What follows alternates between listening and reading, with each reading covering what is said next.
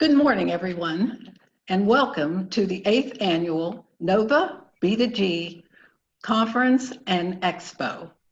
My name is Iris Britt of Iris Britt Consulting, and I'm the board member of the Greater Reston Chamber of Commerce.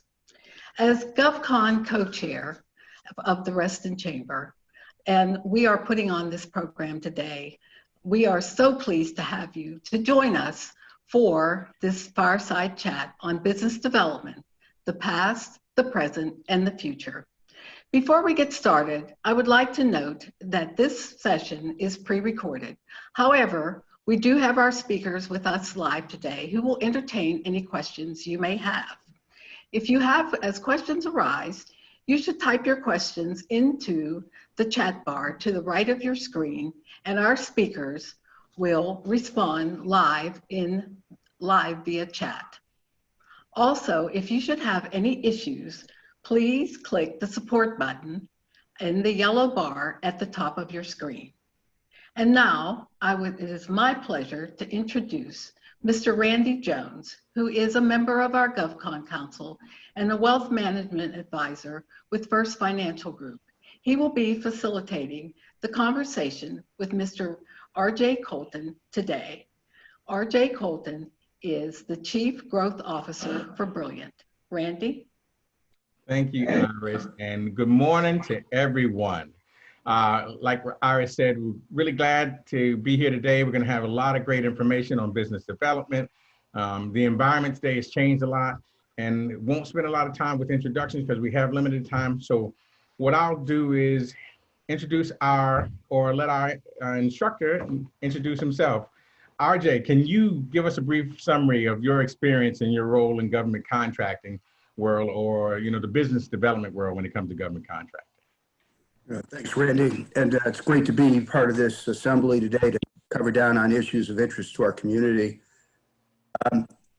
So I have over 22 years in senior leadership positions in the business development arena and growth arena, including 10 years with a publicly traded company, service with a privately owned company, employee-owned company, and a woman-owned company. Currently, as was stated, I am the Chief Growth Officer for Brilliant Corporation, a mid-tier information management company that focuses on digital transformation and information technology modernization initiatives through automation, business process management, information management. I have about 1,000 employees operating in 37 states.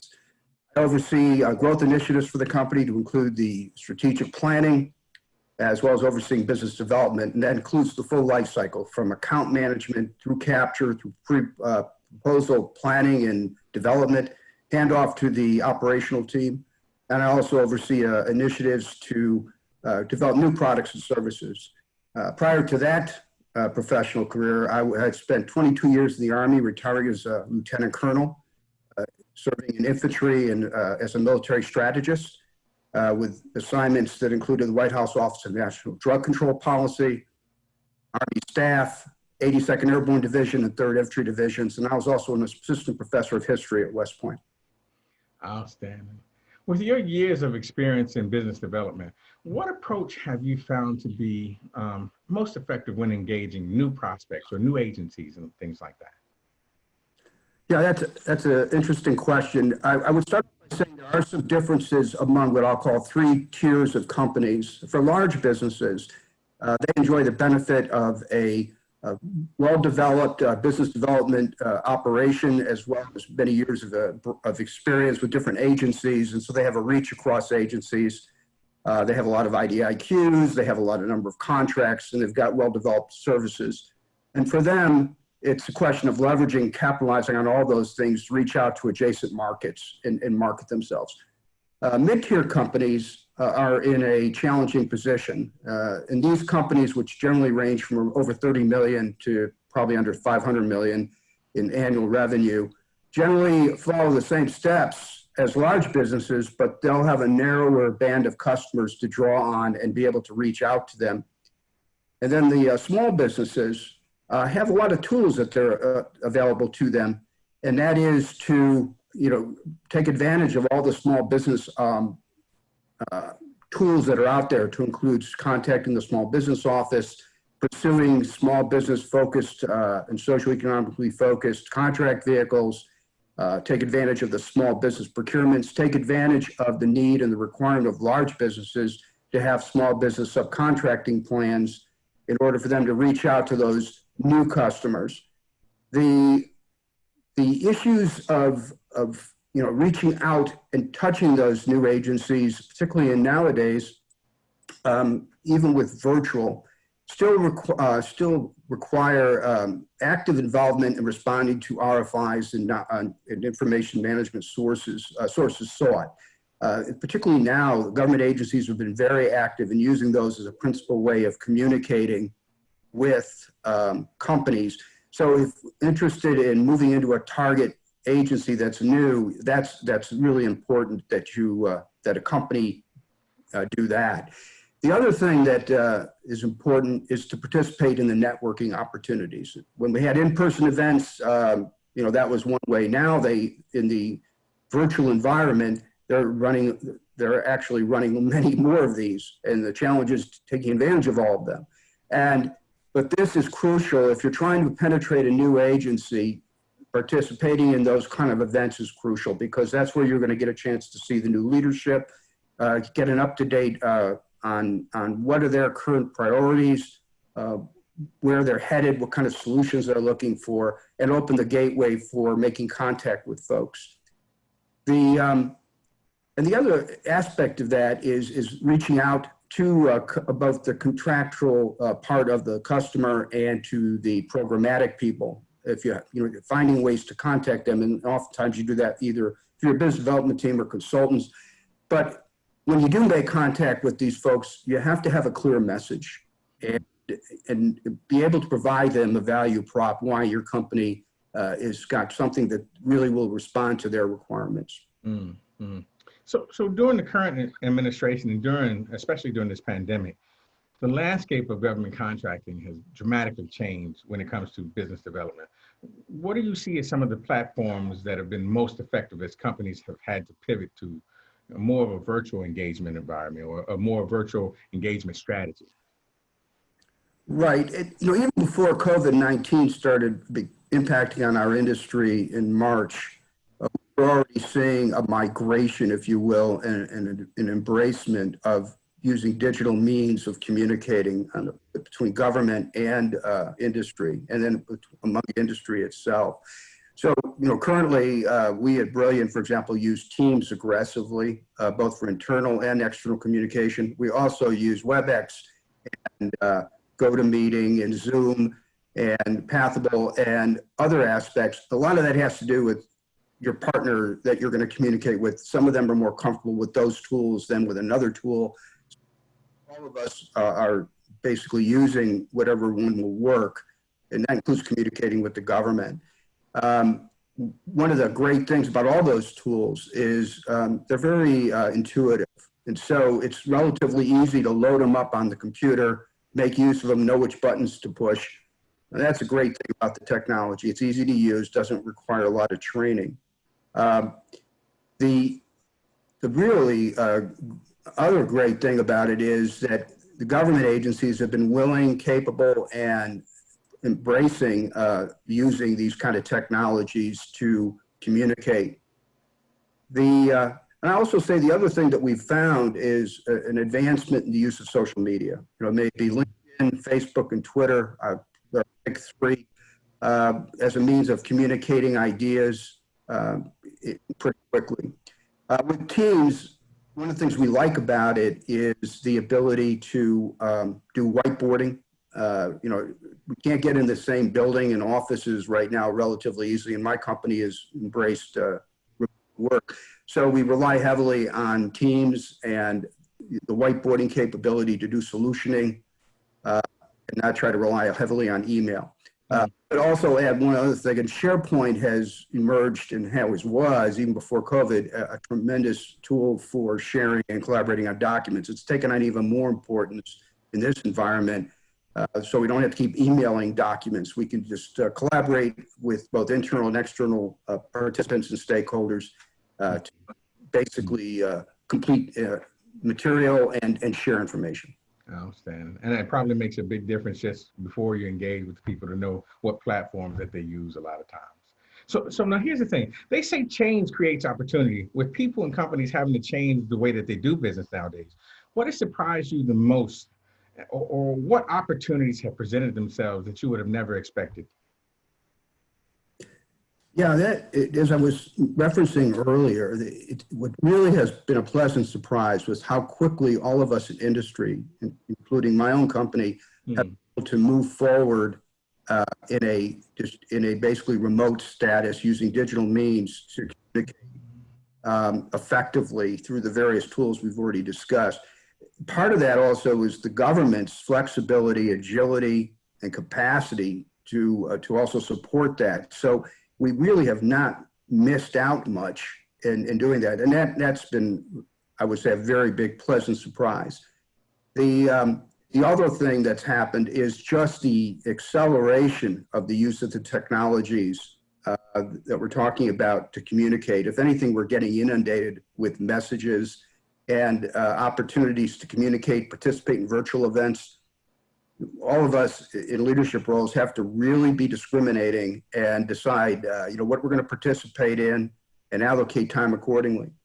The other thing has to do with just managing our own time and the time of our folks, because it's really easy to schedule meetings on Teams or any other mechanism.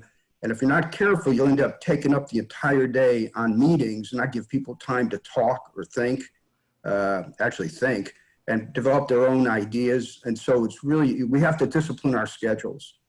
And the other aspect that's been, I would say that's been very interesting to watch is the continual growth of the social media, because we have found it's gone beyond just, being let's say a friend relationship. It is professional. A lot of information being sent via particularly LinkedIn, where professionals are sharing ideas, and that has really provided opportunities to reach a lot of people quickly. And, once again, one of the things we have to be disciplined about is what messages we're conveying and make sure it's well for folks. To that point, you mentioned social media a couple of times. Now, there are lots of companies out there. I see them advertising, providing sort of like cyber stalking strategies. How do you get in front of the right person?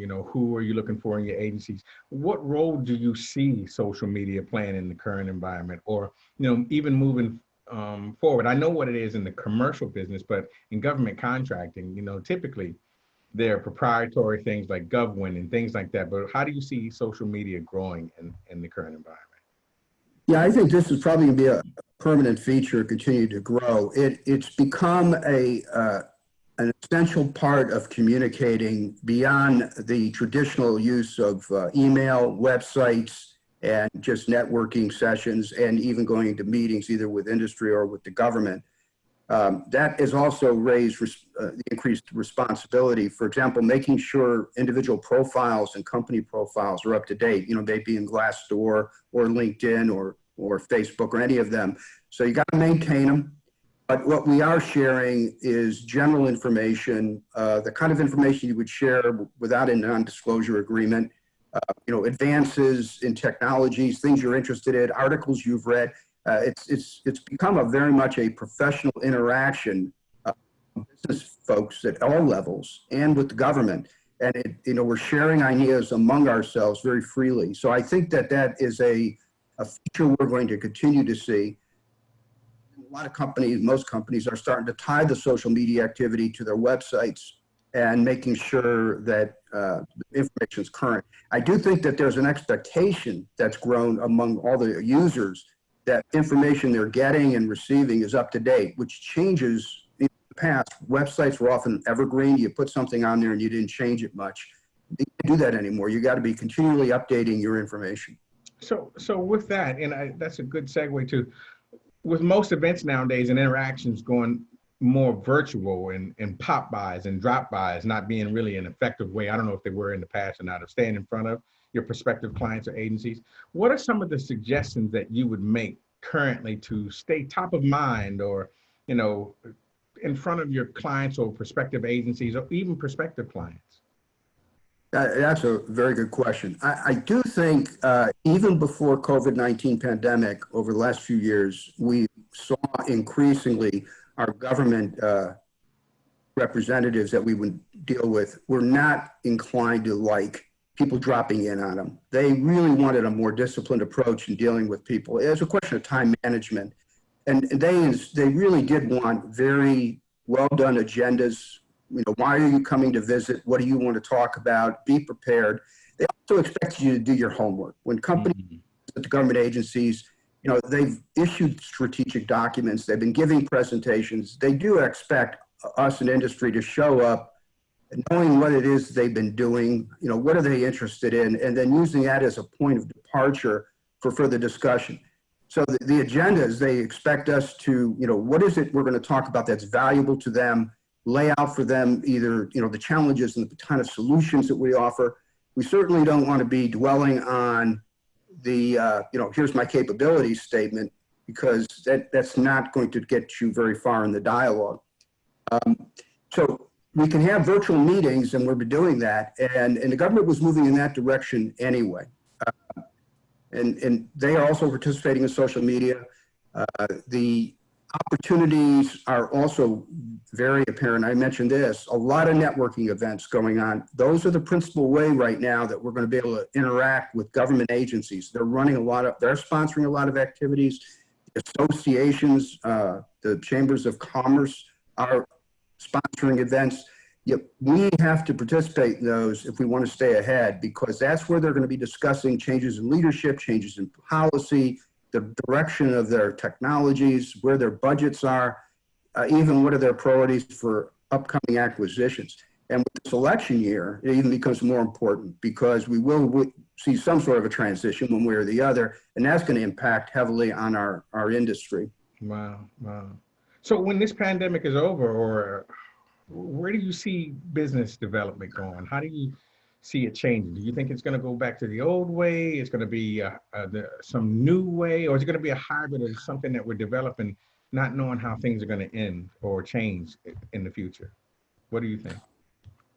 I would fall in favor of saying it's going to be hybrid. And part of that has to reflect the degree to which it's a hybrid, I think has to do with what actually is reality down the road. You know, to what extent the pandemic actually go away? Will the vaccine work? To what extent will social distancing still be required or desired? When will schools open? When will the industries change the way they interact?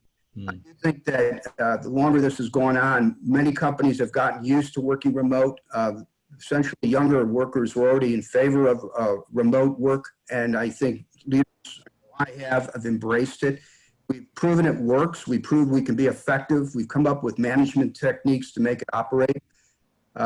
So I think that will probably become a feature that we probably see an expansion on. Our government customers, as long as they can do it from the perspective that makes sense for their deliverables, that they've been supportive of remote work. Obviously, that gets restricted when we start talking about classified work and work that's sensitive, that has to be done within an agency. But so I do think we'll see combinations and hybrid nature of that. And it's the other thing is that the tools and techniques that we've been applying. We'd already been seeing the government embrace advanced digital techniques and IT transformation, things such as AI and machine learning, predictive analytics, blockchain, all those big trends. And I think the confidence of going forward with a lot of those initiatives has been pronounced, if you will, accentuated by this environment where we've seen how well the things work. And so I do think that's technological advance is going to continue, and that's going to have a tremendous impact on the service and product offerings that we provide to our customer. Outstanding. Well, RJ, I think, you know, this has been a lot of great information, and I'm sure all of our viewers, you know, have taken tons of notes. I know I've taken a lot of notes. Is there one thing that you would want to say that on a question that I may not have asked or something, just as we, you know, finish this up and wrap up? One thing I would say is I'm very proud, and I know my colleagues in the industry are very proud, to have an opportunity to continue to serve our country by helping and supporting the great public servants in government. Those are our customers. These are great men and women out there toiling every day to get things done for our nation, protect our security, provide crucial services, particularly in this pandemic. And it's a real honor for all of us in this industry to be able to help them do their mission better. And in my case, having served in the military for 22 years, I feel like I'm having a chance to continue to serve my nation. So I just very proud to be part of that whole effort. Outstanding. Yeah, I can tell just in the passionate way that you explain things. Well, I want to thank you for your time and answering the questions today. I want to thank all of our viewers and everything. Make sure that you stay and tune and logged in so that you can hear about, because we have a plenary panel that's going to be coming up. Make sure that you visit the expo hall. There's going to be a lot of information during this entire conference. Once again, RJ, Chief Marketing Officer, brilliant. Thank you so much for your time. This has been wonderful.